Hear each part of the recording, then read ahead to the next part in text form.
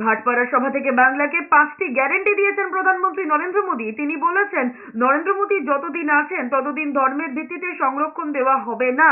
যতদিন তিনি আছেন এসসি এসটি ওবিসি সংরক্ষণ থাকবে। রামনবমী পালন কেউ রুখতে পারবে না, এমনকি রাম মন্দির নিয়ে সুপ্রিম কোর্টের সিদ্ধান্ত কেউ বদলাতে পারবে না। সিএএ কেউ রদ করতে পারবে না বলেও হুঁশিয়ারি দিয়েছেন প্রধানমন্ত্রী নরেন্দ্র মোদী। তার কথায় মোদীর গ্যারান্টি মানে গ্যারান্টি পূরণ হওয়ার গ্যারান্টি।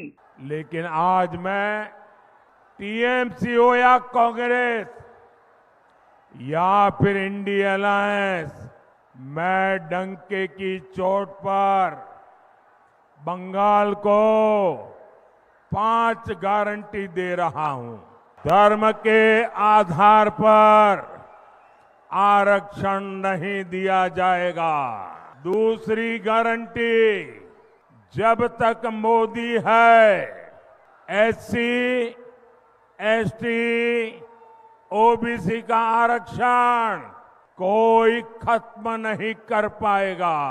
तीसरी गारंटी, जब तक मोदी है रामनवमी मनाने से, भगवान राम की पूजा से कोई आपको रोक नहीं पाएगा।